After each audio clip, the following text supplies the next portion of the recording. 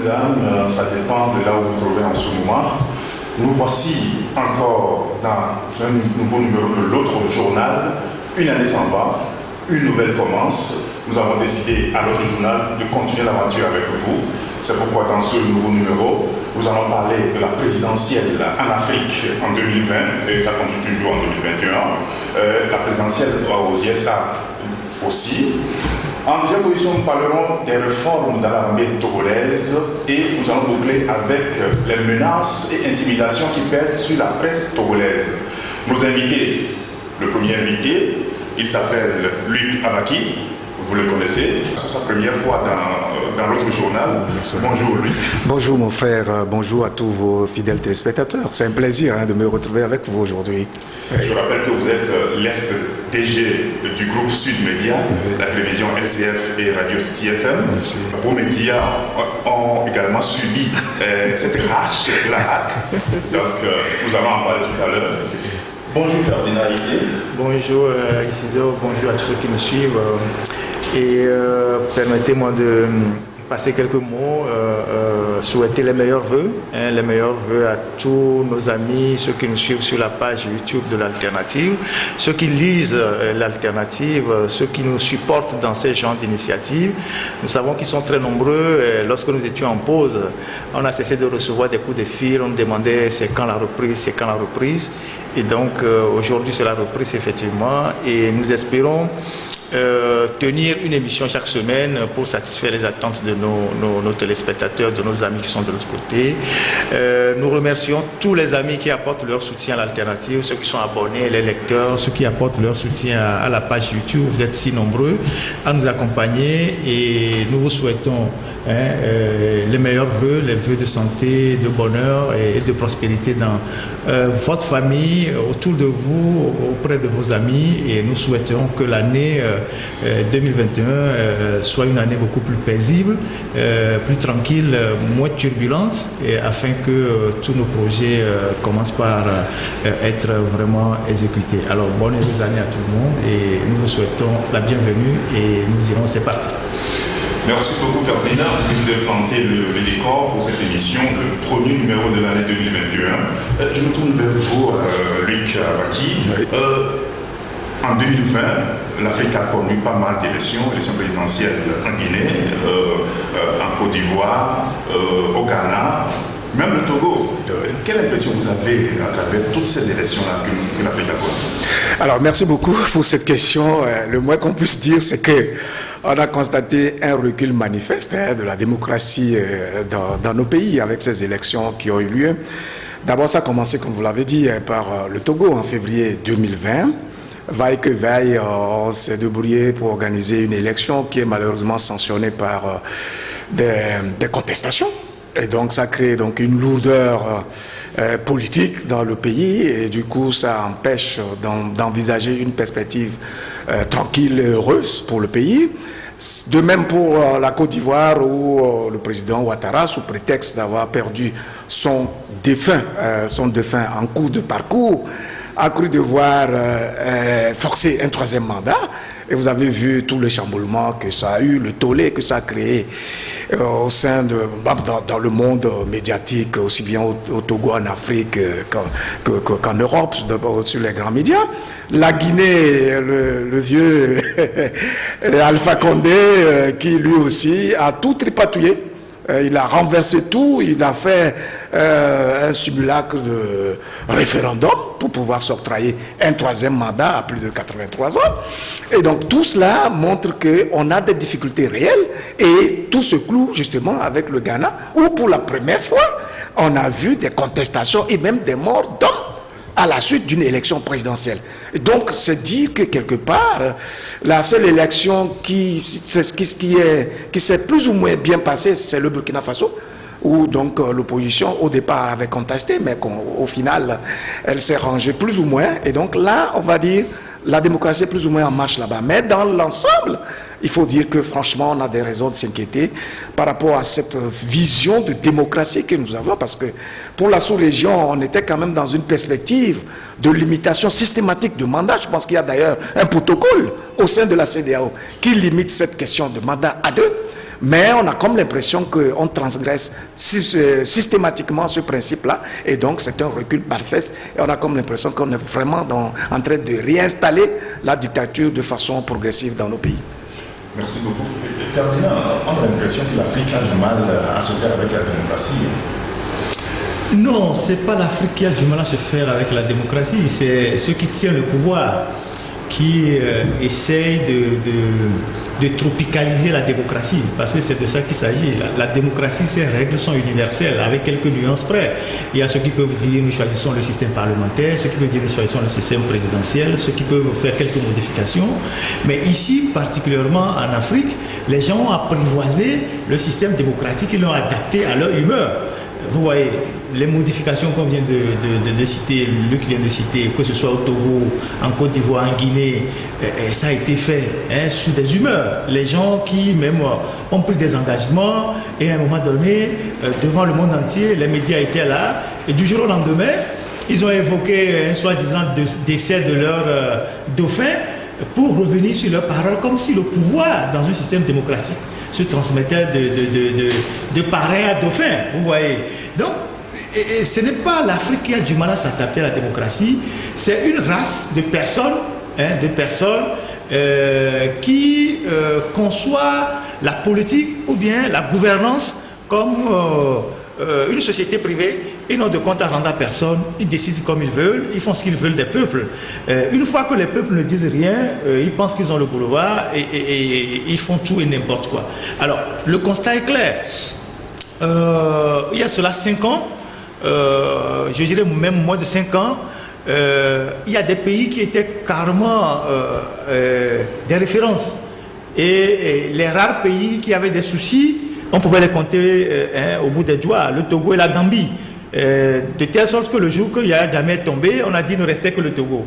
Alors, à force, à défaut, comme on a refusé de soigner le mal togolais, puisque tout part d'ici, c'est le Togo qui est le laboratoire, donc le laboratoire du 3e mandat est parti d'ici, et les autres se sont dit, mais si on autorise les Togolais à le faire, Alpha Condé, vous l'avez entendu plusieurs fois, il dit, mais pourquoi on laisse certains faire 2, 3, 4 mandats et lui on lui refuse un 3e.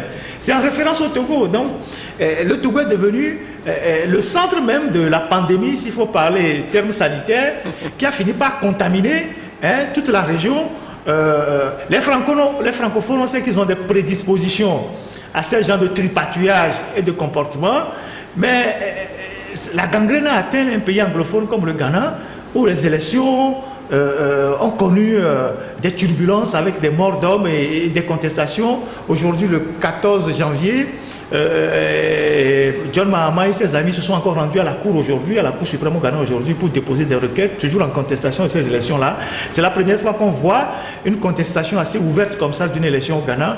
Et donc, ça doit forcément nous préoccuper. Autant les présidents de l'Afrique centrale sont des vieux clous qui sont là depuis 34-35 ans, comme Denis Sassou Nguesso qui est boucle 42 ans mais qui est encore candidat, Obiang Nguema qui peine à marcher, qui est toujours là, Paul Biya, un vieux de la vieille, Idriss Déby qui est là. Autant en Afrique de l'Ouest, ils ne sont pas aussi âgés, ou bien, c'est-à-dire qu'ils ne sont pas aussi longtemps au pouvoir. La moyenne c'est 15 ans comme Faure Gnassingbé, puisque Ouattara dit notre jeune doyen.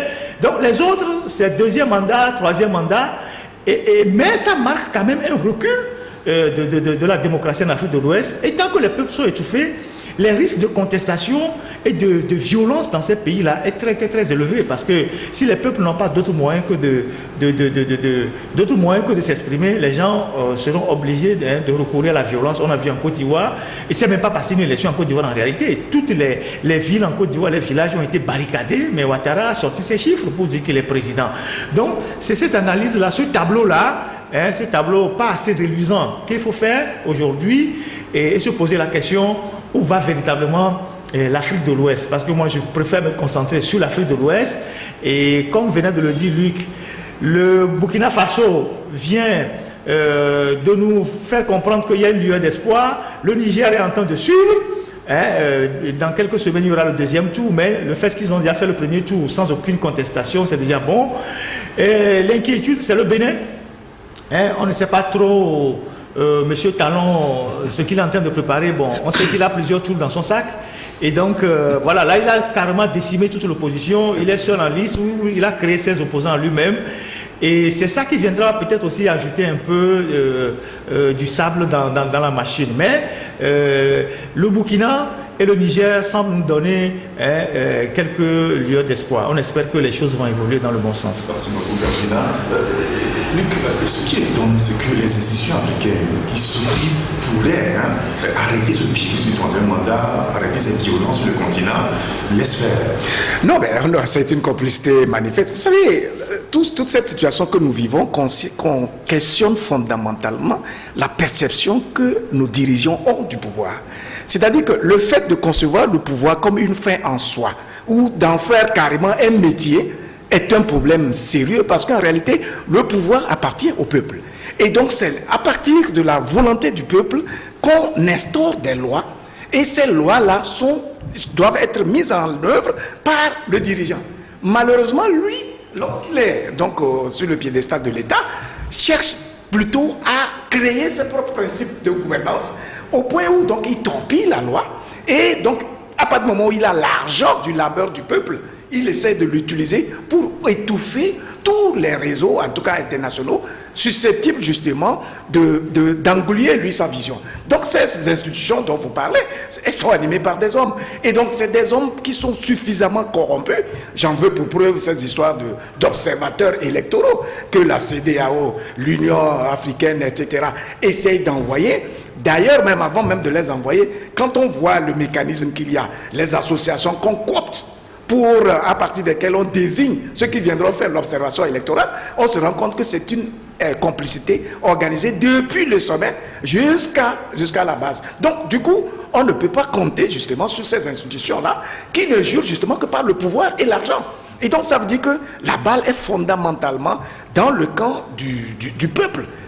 Qui voit ainsi ses perspectives remises en cause, sa vision remise en cause, ses aspirations torpillées par donc des gens qui malheureusement se réduisent à l'argent, à la gloire, aux flatteries de tout ce qu'il y a comme apparat autour du pouvoir. Et je pense que c'est désastreux parce que les âmes qui ont, les grands esprits qui marquent l'humanité, qui laissent des empreintes indélébiles, sont celles-là qui se détachent justement de ces choses éphémères et qui s'affirment par une vision, qui s'affirment par une cause noble, qui renoncent d'ailleurs même à leur vie personnelle pour s'engager sur des chantiers qui concernent le bien commun. Et donc, je pense que nos leaders là devront revoir leur position, parce que je ne comprends pas comment quelqu'un qui a plus de 75 ans et au-delà peut encore se donner cette prétention d'avoir la fertilité intellectuelle nécessaire pour gouverner un pays. Et donc, du coup, je me demande s'ils comprennent très bien ce que ça veut dire gouverner. Gouverner, c'est tout un travail engageant, sollicitant, qui nécessite un investissement d'énergie et de l'ensemble de tes facultés. Parce qu'en fait, tu détiens entre tes mains le sort des millions de personnes. Et donc, une fois que tu n'as pas la fertilité nécessaire, tu finis par installer un îlot de royaume où donc les gens font ce qu'ils veulent et ils sont obligés justement d'utiliser la force brute pour étouffer les velléités de contestation qui sont légitimes, mais parce qu'ils n'ont pas les moyens intellectuels de proposer des alternatives collectives, des solutions idoines aux problèmes de la société. Malheureusement, ils sont obligés d'utiliser la force brute. Et ça, c'est regrettable, parce que je ne vois pas ce qu'ils vont laisser comme héritage à la progéniture. Merci beaucoup. Et Ferdinand, on dirait que ce virus progresse sur le continent parce qu'il n'y a pas un interlocuteur capable en face. Je veux parler de l'opposition qui s'est affaiblie au Togo, en Côte d'Ivoire, en Guinée. Il ne faut pas circonscrire le problème seulement à la question de l'opposition. Il faut voir les hommes et les valeurs que les hommes incarnent. Aujourd'hui, les pouvoirs, ceux qui sont au pouvoir aujourd'hui, ils semblent avoir le vent en poupe parce que, si vous prenez par exemple l'Afrique de l'Ouest, la priorité des partenaires aujourd'hui, c'est la lutte contre le terrorisme. Et cette priorité mise sur la table va au détriment des principes démocratiques. Ce qui fait que tous les efforts qui sont déployés aujourd'hui, c'est comment contenir les djihadistes au Mali, comment contenir les djihadistes au Burkina, comment éviter que le mouvement djihadiste ne rejoigne la côte et menacer leurs intérêts. Alors, pour ça, ils ferment les yeux sur les élections frauduleuses, ils ferment les yeux sur les violations des droits de l'homme, ils ferment les yeux sur les réformes constitutionnelles, parce qu'ils se disent, bon, les chefs d'État qui sont là pour le moment, ils ont l'air de maîtriser la situation, ils font notre affaire, donc pour le reste, on se tait. Mais est-ce que ceux qui aspirent à prendre le pouvoir, c'est-à-dire ceux que vous appelez les opposants, ils intègrent ces éléments géopolitiques dans le débat? C'est de ça qu'il s'agit. Parce que quand vous allez voir, par exemple, vous allez plaider le soutien de la France, ou vous allez plaider le soutien de l'Allemagne, vous direz, le Togo, c'est la plus vieille dictature en Afrique de l'Ouest, de père en fils, on tue les gens, aidez-nous à prendre le pouvoir. Eux vous demanderont, qu'est-ce que vous proposez? Quelle est l'assurance que nous avons que si nous vous supportons, le jour où vous prendrez le pouvoir, le pays ne va pas tomber dans le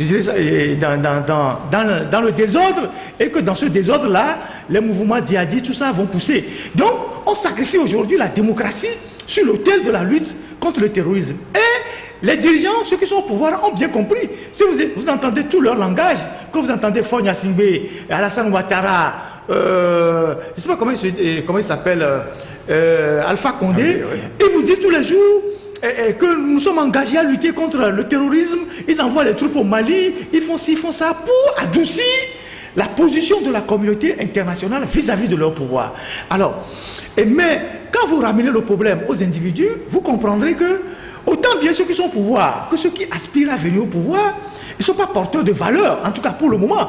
On a vu que Alpha Condé, qui a fait 40 ans dans l'opposition, ou 50 ans que les gens disent, qui se dit bardé de diplômes, qui aurait donné des cours dans les grandes universités en France, encore qu'il faut prouver ça. Ce monsieur, une fois qu'il a pris le pouvoir, il fait pire que ses prédécesseurs. Vous savez, en Guinée, il y avait un président qu'on appelait Lansana Conté, que les gens présentaient comme un villageois, un paysan carrément, qui n'avait pas d'élégance, qui faisait les choses à l'envers, qui allait sortir ses amis de prison en disant « ouais, on l'a condamné, il ouvre la grille, il sort, tu es mon ami, il s'en fout de la justice ». Et donc, on est à espérer que des gens beaucoup plus lettrés, policiers comme les Alpha Condé, vont mettre ce pays-là sur les rails. Mais on se rend compte aujourd'hui qu'il fait pire que les villageois ou les paysans qui sont restés au pouvoir. Vous prenez Alassane Ouattara, prenez ses discours il y a 10 ans, quand il était en train de lutter pour chasser Gbagbo. Il disait oui, il est victime de ci, victime de ça, c'est parce qu'il est de telle région, il est ceci, et que lui, s'il prend le pouvoir, il ferait ceci, ceci n'arrivera jamais en Côte d'Ivoire. Une fois qu'il prend le pouvoir, il fait pire. Vous savez aujourd'hui qu'Alassane Ouattara est l'un des chefs d'État en Afrique de l'Ouest. Il arrête les gens, les jette en prison, il ne lève même pas leur immunité parlementaire. Il prend les députés, les jette en prison, il s'en fout. Les gens sont en prison, ils meurent, ils s'en foutent. Donc, est-ce que ces gens-là sont vraiment porteurs de valeurs? C'est de ça qu'il s'agit. C'est pour ça que moi, quand on revient dans le cas du Togo, je dis, moi je ne supporterai pas des gens qui viendraient faire les mêmes choses que ceux qui sont au pouvoir aujourd'hui. Parce qu'on ne va pas perdre 50 ans avec le régime actuel et venir encore nous battre pour un individu qui va venir faire pire que ceux qui sont là aujourd'hui.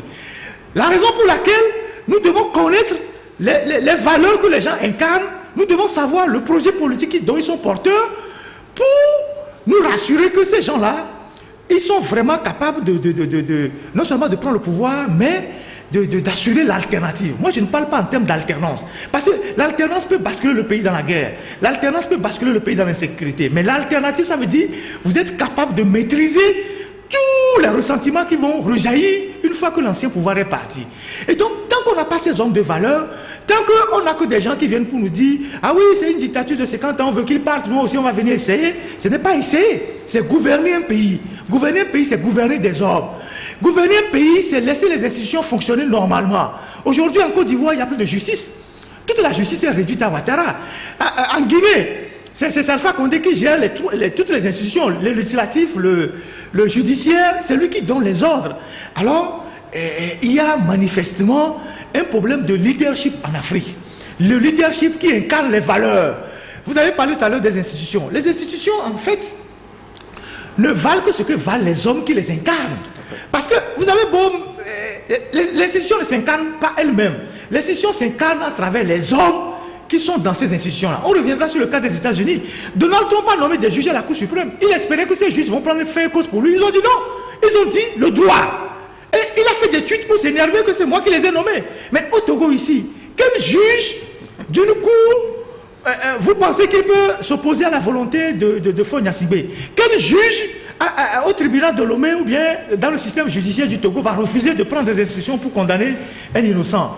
Quel individu, par exemple, dans une institution de la République, va recevoir des ordres et va dire « Moi, j'incarne telle institution, je refuse d'aller dans le sens qu'on me dit, je veux dire le droit. » Ils ne sont pas capables de le faire parce que tous ces gens-là se sont compromis, on les tient par quelque chose, ils rampent devant l'exécutif et du coup, on n'a plus des hommes de valeur, on n'a plus d'institutions. C'est ça, ce sont les hommes qui incarnent les institutions, les hommes capables de résister à la pression, de résister à l'arbitraire, de regarder droit les gens dans les yeux, même ceux qui leur ont fait du bien, de dire le droit en disant ce que vous me demandez de faire là, je ne le ferai pas parce que vous n'avez pas raison. Nous n'avons plus de ces hommes dans nos pays. Peut-être qu'il y en a quelques-uns, mais ce n'est pas eux qui ont accès aux responsabilités dans ces institutions-là. Du coup, on est dans un désert total qui profite à celui qui tient le pouvoir, donc qui est à la fois, qui a dans ses mains à la fois le législatif, l'exécutif, le judiciaire et même les petits pouvoirs de chefferie. C'est-à-dire qu'on peut aller démettre le chef demain pour dire que bon, le chef il a fait telle connerie et puis le chef de l'État a décidé de le remplacer, il ne se passera rien. Donc voilà comment nos pays sont gouvernés. Et ça, cette concentration du pouvoir, il faut le reconnaître, dans le système francophone, nous le tenons de la colonisation. Et nous le tenons de la colonisation parce qu'en France, on dit qu'il y a la démocratie, mais le président français se comporte comme un petit roi. Parfois, il déclenche la guerre sans avertir le Parlement. C'est après qu'il vient dire au Parlement qu'il a déclenché la guerre. Merci beaucoup, Ferdinand. Et visiblement, l'Afrique fait cas d'école et essaie de se transporter ailleurs, notamment aux États-Unis. Pour la première fois, une élection contestée. C'est ça. La scène au Capitole la dernière fois. Moi, je crois que Donald Trump, c'est un cas entièrement à part. Hein. C'est-à-dire que c'est un monsieur qui a toujours eu une philosophie de vie qui le définit à sa manière.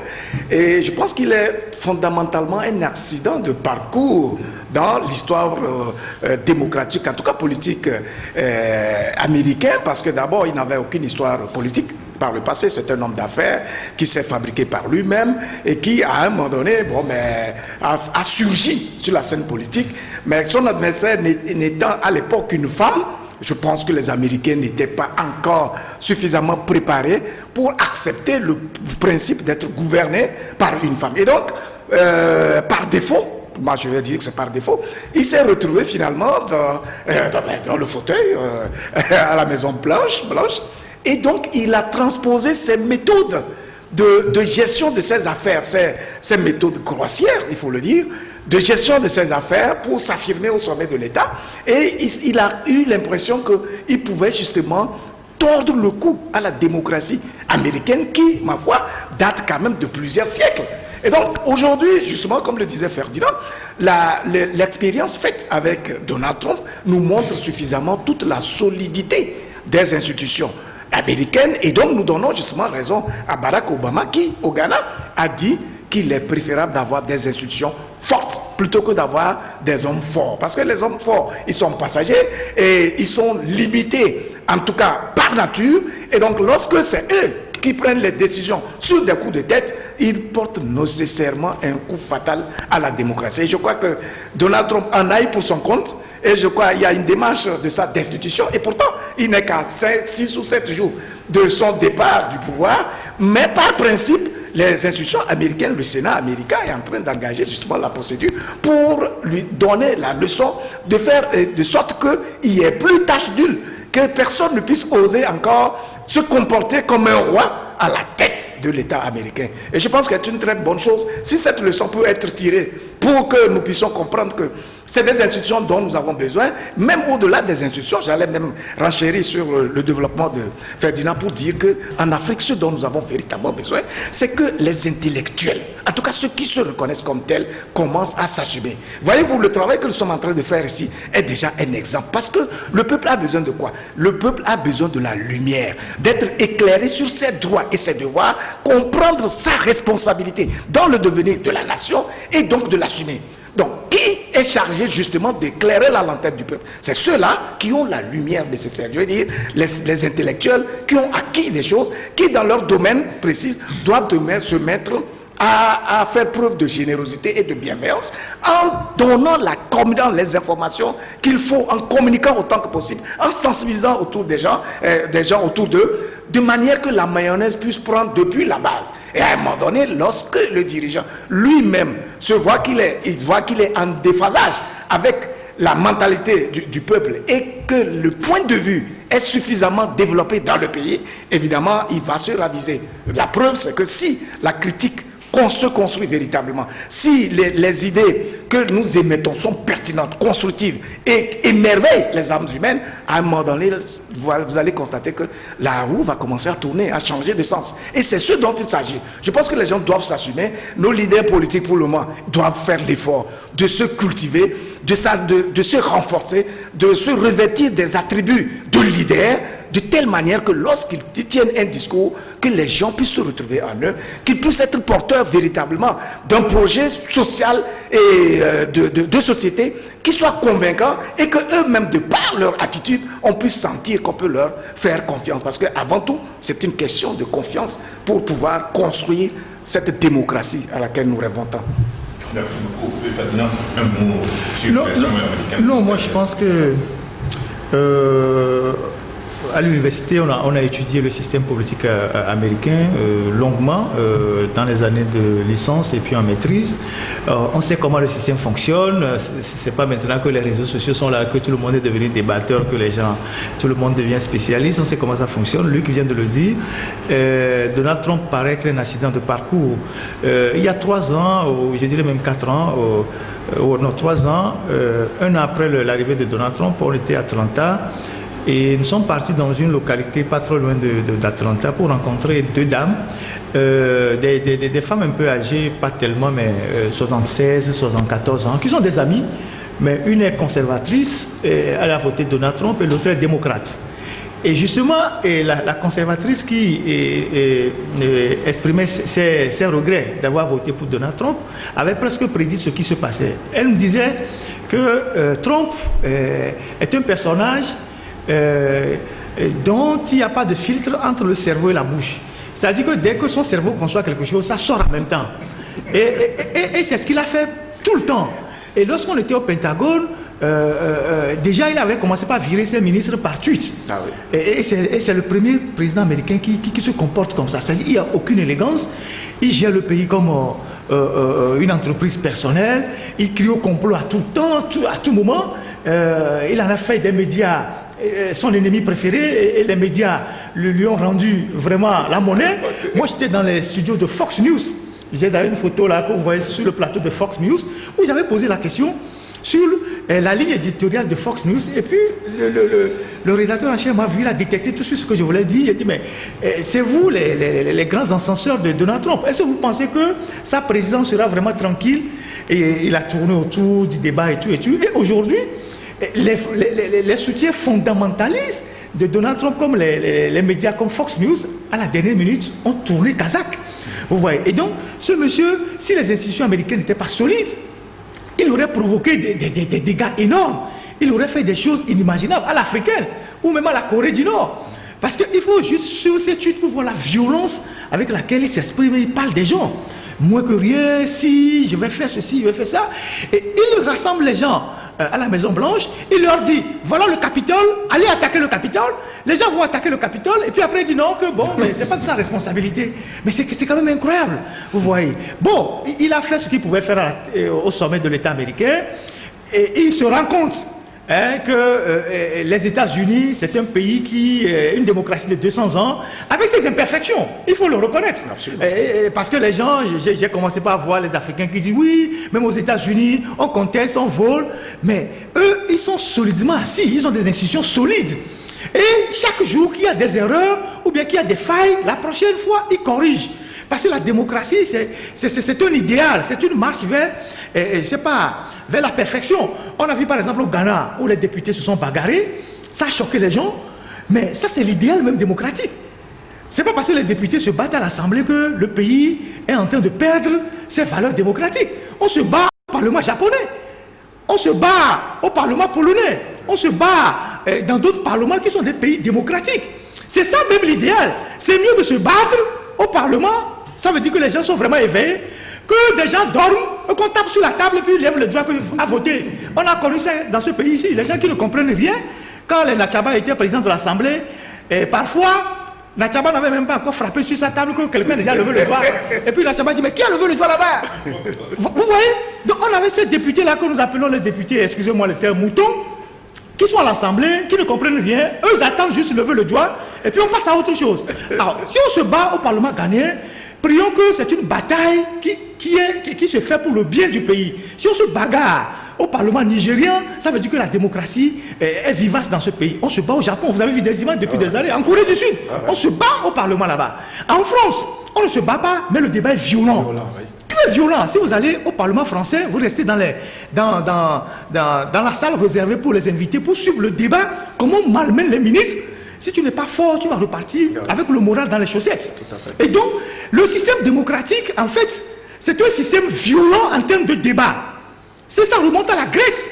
Quand il y avait les théâtres où les gens venaient débattre, on posait des questions aux gens, on coinçait les gens devant le public, les gens repartaient laminés et prenaient la honte sur eux. Et donc, nous souhaitons ce genre de débat pour nos pays. Et donc, les États-Unis ont montré que leur système, malgré tout, a quelques failles qu'il faut corriger. C'est vrai que c'est la vitrine du monde. Quand on veut parler en termes de démocratie, c'est les États-Unis. Heureusement que les ambitions folles de Donald Trump et ses rêveries solitaires ne sont pas allées loin que les idées portées par ses soutiens qui sont en fait des racistes. Les gens n'ont pas compris. Donald Trump a dans son bureau la photo d'un grand raciste aux États-Unis. Et quand on a attaqué le Capitole, vous avez vu le drapeau qui tenait, c'est le drapeau confédéré, des confédérés, qui est le symbole de l'esclavage aux États-Unis. Et donc, je suis surpris que des gens, pour, je ne sais pas, c'est par inculture, les Africains disent oui, Trump, parce qu'il n'est pas dans le système, c'est pourquoi que tout le monde est contre lui. Trump était dans le système depuis. Il y a ceux qui ne savent pas que Trump était militant du Parti démocrate. Il a fait le Parti démocrate avant, parce qu'il voulait quelque chose, il l'a pas eu, il a basculé du côté des républicains.